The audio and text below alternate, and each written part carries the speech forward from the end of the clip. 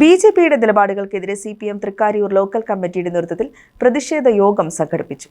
തൃക്കാരിയൂർ ആരോഗ്യ sub centre നിർമ്മാണത്തിനായി Antony John എംഎൽഎയുടെ ഫണ്ടിൽ നിന്ന് 58 ലക്ഷം രൂപ അനുവദിച്ച് നിർമ്മാണം അവസാന ഘട്ടത്തിലാണെന്നും ബിജെപിയുടെ നേതൃത്വത്തിൽ ഇതിനെതിരെ നടക്കുന്ന കുപ്രചരണം കപട രാഷ്ട്രീയത്തിന്റെ ഭാഗമായിട്ടാണെന്നും ജനങ്ങൾ ഇത്തരം ആരോപണങ്ങൾ തള്ളിക്കളയണമെന്നും ആന്റണി ജോൺ എംഎൽഎ പറഞ്ഞു. ഒരു നാട്ടിലെ വികസന പ്രവർത്തനത്തിന് വേണ്ടി അവിടുത്തെ കൂടി ജനങ്ങളുടെ താല്പര്യം കണ്ടറിഞ്ഞുകൊണ്ട് ഒരു ഫണ്ട് അനുവദിക്കുമ്പോൾ അത് 3 ഘട്ടങ്ങളിലാണെന്ന് മനസ്സിലാക്കണം.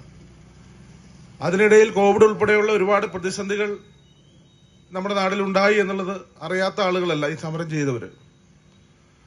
ഇത് ആരുടെ തലയിൽ ഉദിച്ചൊരു ബുദ്ധിയാണ് എന്നുള്ളത് എനിക്ക് ഇപ്പോഴും മനസ്സിലാകുന്നില്ല. ഞാൻ അന്ന് രാവിലെ സമരത്തിനോട് അല്ലേട്ട് സൂചിപ്പിച്ചു, ഏതാണ്ട് 25-30 ആളുകളാണ്. അവർ പറയുന്നത് വലിയ സ്വാധീനമുള്ള ഒരു കേന്ദ്രമാണ് തൃക്കാരൂർ എന്നതാണ് പൊതുവെ അവകാശപ്പെടുന്നത്. രാവിലെ ഈ സ്പെഷ്യൽ ബ്രാഞ്ചിലെ പോലീസ് ഉദ്യോഗസ്ഥർ ചിലർ വിളിച്ചിട്ട് അവരെ സൂചിപ്പിക്കേണ്ടായി സമരം നടക്കുമോ എന്നുള്ളൊരു സംശയമുണ്ട്. അവർ തമ്മിൽ വലിയ അഭിപ്രായ വ്യത്യാസമാണ്. പലരെയും വിളിച്ചിട്ട് ഫോൺ എടുക്കുന്നില്ല.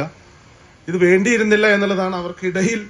പക്ഷെ പ്രഖ്യാപിച്ചു പോയി. ഇവിടെ ബോർഡുകളൊക്കെ വ്യാപകമായിട്ട് അടിച്ചു വെക്കുകയും ചെയ്തു.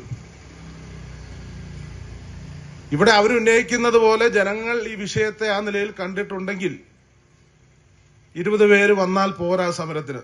പ്രതിഷേധ യോഗം ജില്ലാ സെക്രട്ടേറിയറ്റ് അംഗം ആർ അനിൽകുമാർ ഉദ്ഘാടനം ചെയ്തു. എല്ലാം ഇടതുപക്ഷ ജനാധിപത്യ മുന്നണിയുടെ കരങ്ങളിൽ ഭദ്രമായി തൃക്കാരിയൂര് എത്ര വാർഡുണ്ടാകുമോ ആ വാർഡെല്ലാം ഉണ്ടാകും എന്നുള്ള കാര്യത്തിനകത്ത് സംശയിക്കണ്ട.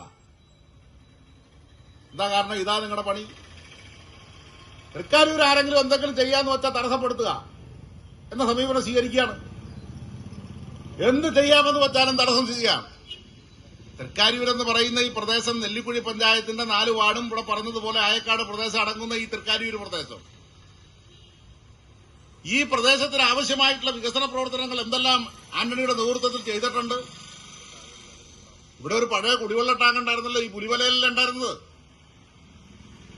ആ ടാങ്ക് മാറ്റിപ്പെടുന്നില്ലേ? 35 ലക്ഷം രൂപ മുടക്കിക്കൊണ്ടല്ലേ ആ വാട്ടർ ടാങ്കിന്റെ നിർമ്മാണം പൂർത്തീകരിച്ചത്.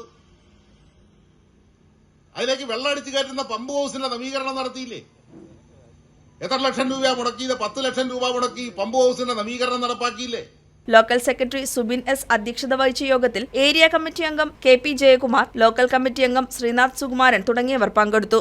News desk KCV news.